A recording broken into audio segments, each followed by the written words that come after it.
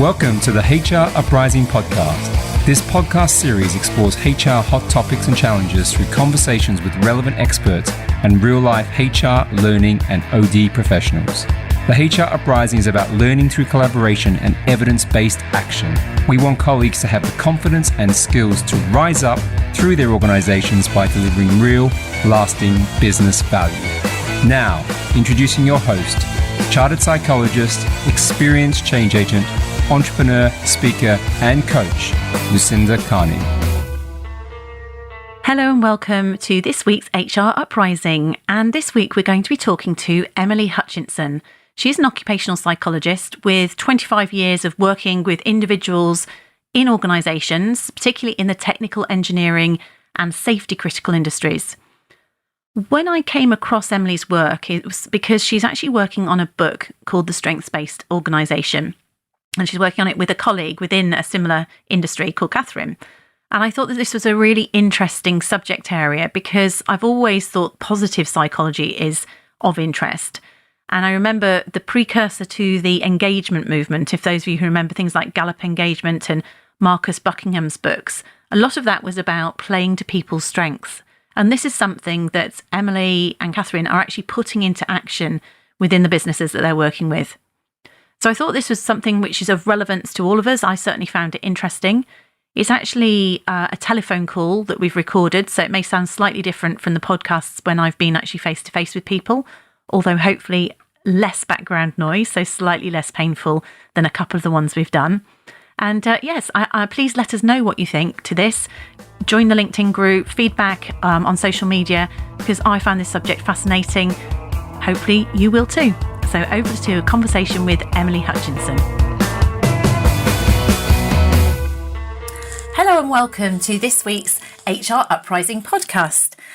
This is Lucinda speaking, and this week I've got a conversation with a lady called Emily Hutchinson. Now, Emily is a Chartered Occupational Psychologist, but she's very much a practitioner. I became introduced to Emily because we're actually both working on books on totally different topics. But Emily and her colleague Caroline are both writing a book on the strengths-based organisation. And this is something that is very interesting to me, and I think is very interesting to many of us who are working with people, because there's a lot of evidence out there that if we are able to help the people that work in our businesses play to their strengths or develop their strengths, it's actually more powerful than working on weaknesses.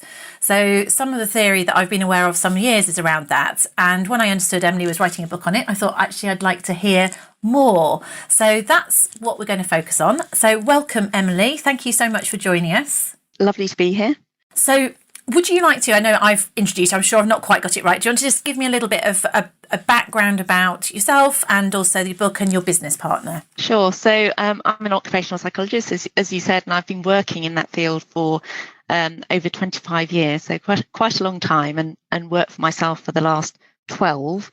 I was almost an engineer at the early stages of my career. So partly because of that, I've tended to work with mostly with kind of engineering and technical businesses, and also probably partly because of that kind of quite sort of scientific and practical angle. I've always been very interested in the application of psychology to business, probably more than the theory. So as an occupational psychologist, I'm always focused on making sure that whatever I'm doing with the business is based on kind of, grounded in solid research and evidence. But my focus is always on does it make a difference? Is it usable? Is it something that actually people in the business can use rather than relying on me coming in and doing for them? That's interesting, Emily, because some people will have heard the Rob Breener interview that we did a few weeks ago, and this is a different angle on psychology. Basically, it's not purely academic. This is very much about application in the workplace. Absolutely. And I have actually, as well as being a practitioner, always had academic roles alongside my practitioner, and that's partly so that I do always try and keep one foot in the academic world and also know what the current thinking is actually, and what the students who are coming through are kind of thinking is important in organisations. But for me, I suppose the value comes if we can actually make a difference to the individuals who work within the organisations and to the organisations themselves. Great. Okay. So do you want to just briefly explain a little bit about your book? And I said Caroline's your business partner. She's your co-author, isn't she? She is. So Caroline, I've been very fortunate in that I've had a quite a long-term contract. I work for a number of clients, but I had a particular contract with a very large global engineering consultancy for a long time. And Caroline works within that consultancy. So her background is actually as an engineer. But she sort of moved into a kind of people role, and she's absolutely fascinated by this area. So we're very lucky in that we get to work together, me bringing this kind of psychology knowledge and background, and her bringing her very kind of in-depth knowledge of the organisation and how people work and how the business works and what the business requirements are and how whatever we do needs to kind of fit with that. And the book, I guess, has kind of come about because when I've been interested in the strengths approach for quite some time, so probably for about 15 years, when I kind of first came across positive psychology and this notion that I guess psychology traditionally has always focused on kind of, I suppose, was more focused on what was wrong with people rather than what was right with people. So I heard it described recently by someone actually that traditional psychology had sort of focus on mental health from kind of -10 to 0. And then when positive psychology was launched, it was actually saying, well, hang on a minute, let's focus on how we get people to be plus 100 or plus 1,000. So switch the focus from kind of, moving people up from sort of a negative state to a kind of okay state to moving to a really state of flourishing. And in fact, positive psychology is referred to as the scientific study of human flourishing. So, this kind of switch around to kind of focus on that felt quite exciting to me. And I think the potential for creating something that was really around positive emotions rather than negative emotions felt very important for the workplace. So when I started working with Caroline, we kind of talked about this approach, and again, very lucky with the business that they were kind of up for us experimenting a little bit on them. I was going to ask that. I was curious, Emily, because you are in an engineering firm, and as you know, I've worked in technical environments. Do they not see this as being a bit fluffy, or do they think it's tangible? They absolutely do, and I think that's always the case, isn't it, with the people stuff? And we're talking about, if people are familiar with kind of Myers-Briggs types, then technical people are the kind of the classic ISTJ or ESTJ, which are kind of very logical, detailed, kind of, if you can't touch it, then it doesn't exist. It has to be very tangible. And of course, as soon as you start talking about things to do with people, it's very hard to make them tangible, especially if you're talking about feelings and emotions. And then also, certainly in engineering space, there's a kind of mindset which goes with engineering, which is about being kind of critical and looking for problems to solve. So it's all, it's always sort of focused on what's the problem, rather than perhaps kind of thinking about how fantastic something can be. Yes, so there is something about kind of how it's introduced. Now, this is, I suppose, Caroline's forte, especially because she's been in that world and she is an engineer and she understands that mindset.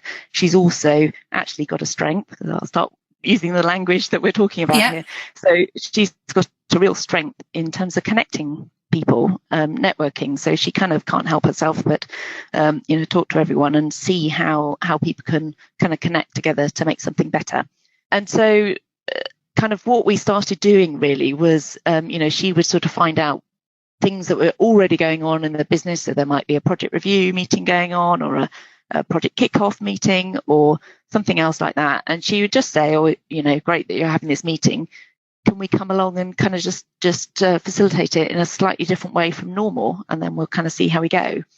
And again, because of her strengths, she had the relationships. Yeah, absolutely. She had the relationships. They trusted her. They kind of knew that she understood the business, so she wouldn't get in the way of the business. And I think that's important. Yeah. And we then had the opportunity to go in and do something. Now, even then, there was probably resistance, especially when I remember one meeting when we were trying using an appreciative inquiry, which is about kind of, rather than starting off with the problem statement, you start off with the kind of what's working well already, and actually then you move on to the kind of dream stage, which is, how fantastic could it be? And with these sort of engineers, we're saying, right, now we're going to do an exercise around dreaming and drawing pictures, and they were loved it. All sort of, yeah, absolutely. Well, in fact, they did, of course, when they started it, but there was the resistance, the initial resistance, and then we were kind of like, oh, come on, we're just playing, we're just experimenting to see how it works.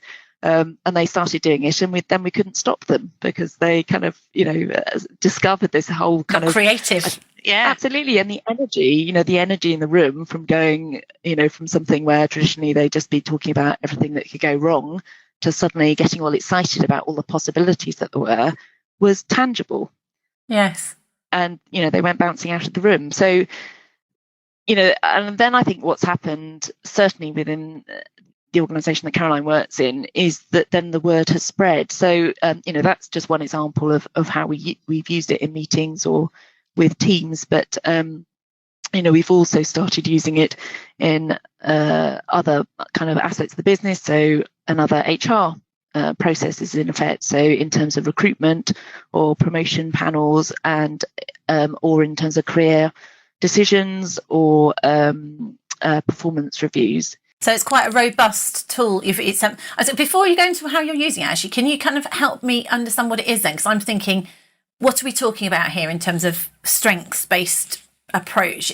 Is it like competencies or values, or what is it that we're thinking about here? Great. So yes, so a strengths-based approach is really helping people to kind of tune into when they feel at their best, and the really important word in this is feel. So it is based on that kind of emotion of, when do you feel at your best? When do you feel at your most energized? When do you feel that you're kind of really in flow and kind of working in the way that you were put on earth to work? It's that kind of very natural quality, and it is very much based on a kind of feeling element. And that's a really important distinction from competency. Okay, yes. With competencies, we really focus on what people are good at. And, a lot of the strengths kind of people are... such as Marcus Buckingham, actually, who's well known in this area. He's very eloquent in talking about this in terms of, often at school, if you're kind of, good at maths, then people say, oh, fantastic, you're good at maths, you must do more maths. And actually, you can end up then going into a career in maths and getting to the kind of age of 45 and, suddenly feeling totally burnt out or totally disillusioned and realizing that you never actually enjoyed maths. And so this whole thing about you're trying to tap into people's intrinsic motivation of just what they love to do rather than just what they're good at. So the competency bit is what they're good at, and sometimes the two go together, and that's obviously that is the kind of strength area. But sometimes you can be good at something that you really don't enjoy, and in this language we would then say that's not a strength.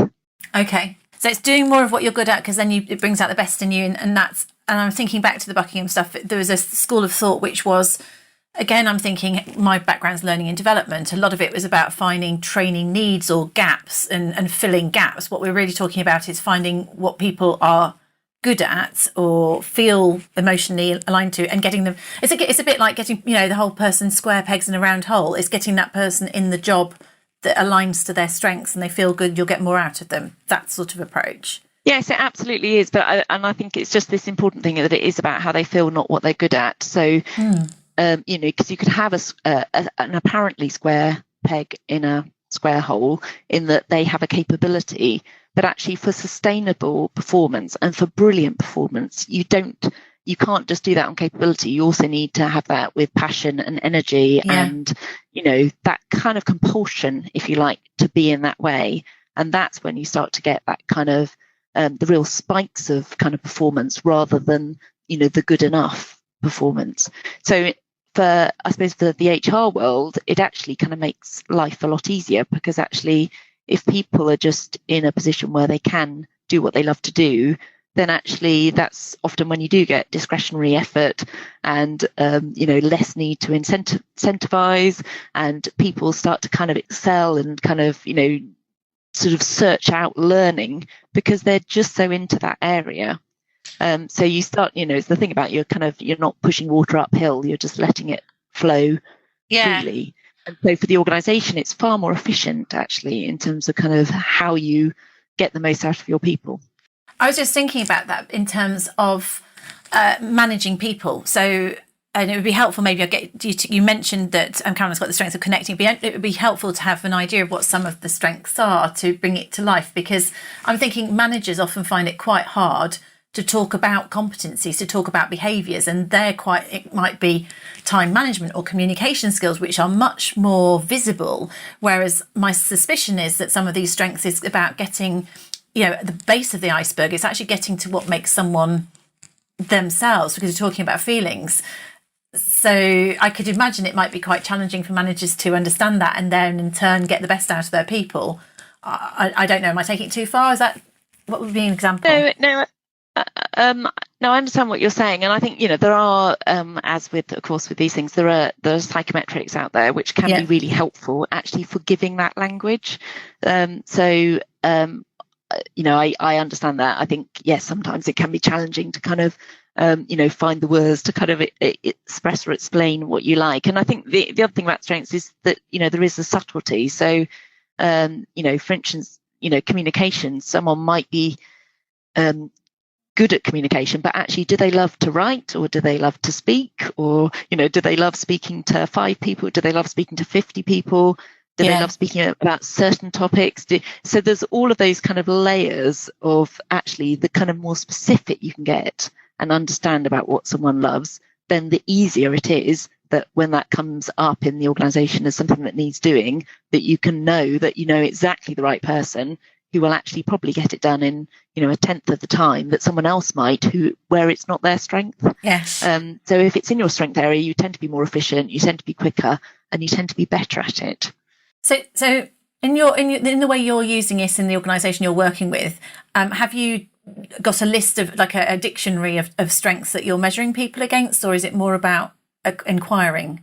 So we tend to use a certain instrument, but I mean that's partly because it was the kind of corporately adopted instrument, and as I said, there are different profiles. The one that we use is the strengths profile, which used to be called Realise 2, and that has, I think it's 60 different strengths that you could identify in someone's profile.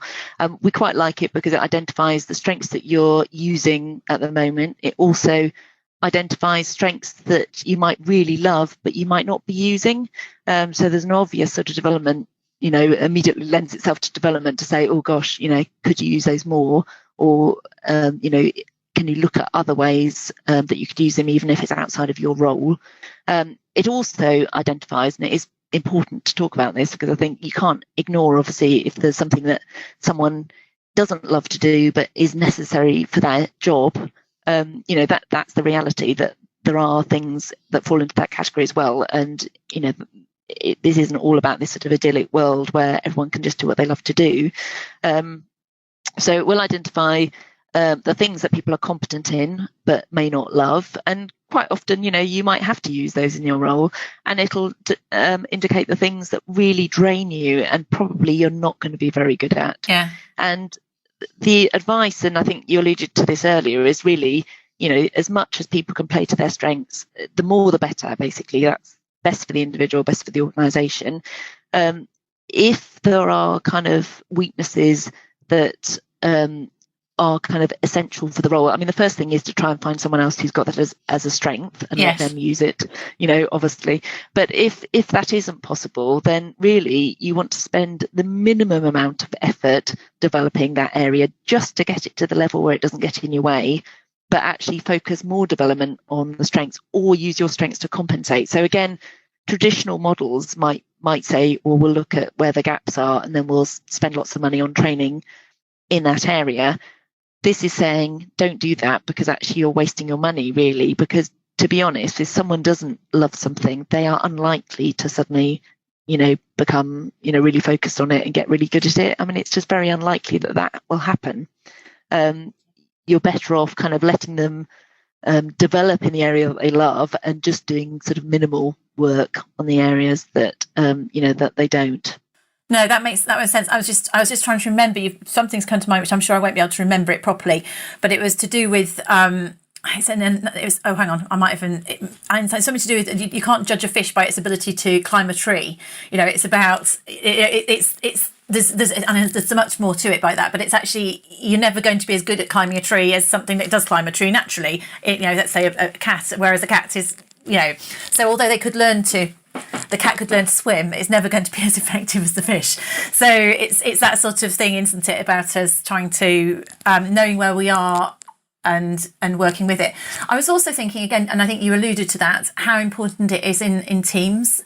And there are other tools as well, other than this, that often we tend to be drawn towards the people who share our strengths or the things that we like. But actually, in a team, we need to, our life is a lot better if we work with people who like to do the things we don't, and you have a better overall solution in terms of that. I did something similar. One of my strengths I remember is activator, which I think is starting things, basically, which is still the case. So I'm really good at getting things started, but do lose interest. So I really have to work with people who are good at seeing things through to conclusion. And if you can identify that, then it does definitely make everyone's life better, because we're all playing to our strengths. Yes, absolutely. And I was working with an organisation last week, actually, where with a team where actually they'd kind of completed their strengths profile, and we did an exercise where they kind of went round and spent time with each of their peers in the team to look at actually where they could help each other by comparing their strengths profiles. So looking at kind of where they could work together, actually thinking about their roles and how they needed each other to deliver their roles in the organisation, and then looking at their profiles to kind of see how they could help each other. And they found that a really useful exercise. And actually, that's how you kind of leverage the benefit of a team, so that you start to get people working across their roles and outside of their roles, because it's more about their strengths than their role. So that you get that kind of added value from working together. No, that's great. So I suppose I'm conscious that we've only got 5 more minutes or so to be able to chat. So if we were sort of drawing this together, what I love about this is complementary to other types of psychology, because it's linked to positive psychology. It's a different way in which we're looking to get the best out of people. It's very practical. So you've actually been able to evaluate people in the workplace, including people who, well, I guess actually that would appeal to engineers, as long as there's a bit of science behind it. So it is actually scientifically grounded there.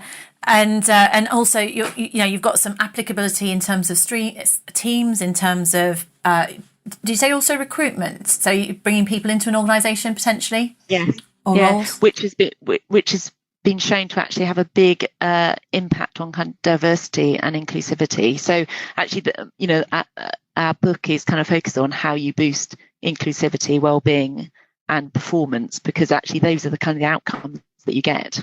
Oh, I like that. Okay. Adopting a strengths-based approach. Really? So are we saying it kind of takes out unconscious bias in some way, or is there a link there? So there is a link there, and actually we were running a workshop just last night for a women's network where we were talking about this. So we suggest that kind of taking a strengths approach leads to conscious inclusion, rather than unconscious, focusing on unconscious bias. So our perspective is really, I suppose, that, saying the trouble with unconscious bias is it's a little bit like saying, don't think about the pink elephant. Yeah. As soon as you kind of draw attention to groups, from psychology, we kind of know that we naturally form groups where the second part of our brain to develop was the limbic system that is about forming social relationships, because actually that helps us to survive as a species, as most kind of species often form groups because actually it's safer, it helps us to survive. So we have a very strong instinct to do that,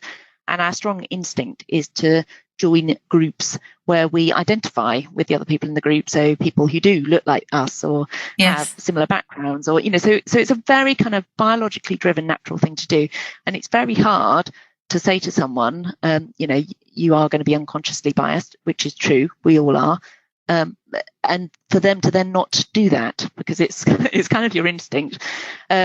So the strengths approach is really about, rather than thinking about people in terms of gender or ethnicity or any other criteria, really, how old they are, whatever it might be, you're really looking for their individual characteristics, and you're looking certainly in kind of recruitment, for when they're really naturally energized by something or when they're not. So you can look very closely for kind of non-verbal communication clues, which in sort of selection situations, I suppose, rather than looking for someone who's very good at talking about how good they are at doing something, which you might have with a competency-based interview when you're looking for kind of, certain answers to questions.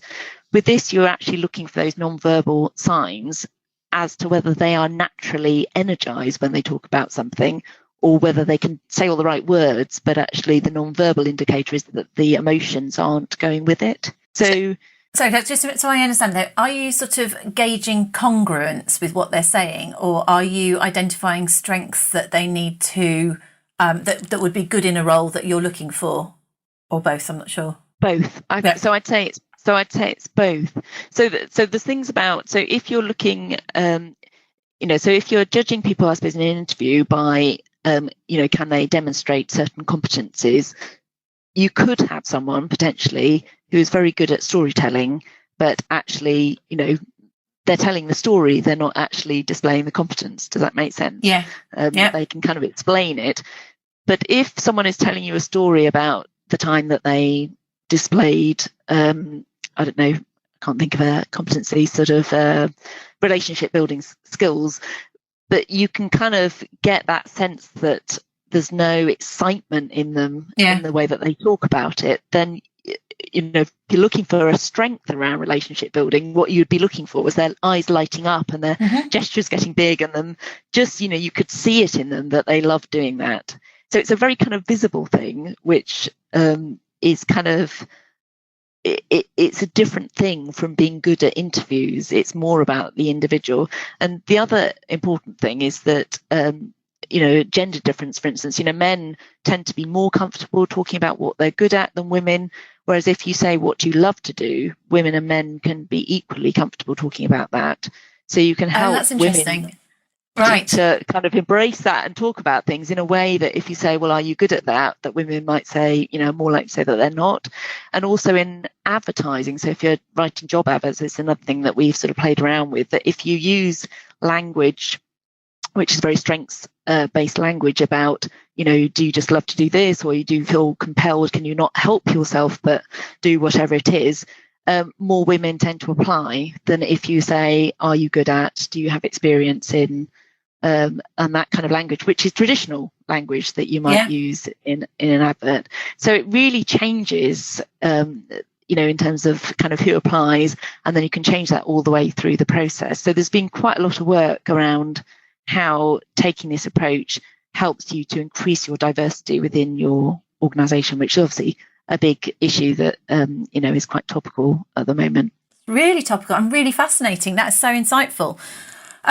Emily, we've run out of time, but that was really interesting. Thank you so much for your time today. And I really look forward to the book coming out. When is it? When's the plan? You're still writing, aren't you? So hopefully aiming for 2020. So hopefully next year. So maybe middle of next year. Super. Yeah, and there'll be lots more good stuff in there. Writing. Yeah. So I suppose for the benefit of those listening, if you want to know more about Emily or her book and any of her social media contacts, we'll put that on the show notes if anyone wants to link in or find out more about her work. So all I'll do now is I'll wrap up and say thanks so much for your time. And thank you for listening to this week's HR Uprising. Thank you for listening to the HR Uprising podcast. You can access more information, including resources or links mentioned in the show, at our website, www.hruprising.com. Also, you might want to join our LinkedIn community or tweet to us at HR Uprising. We'd love to hear from you.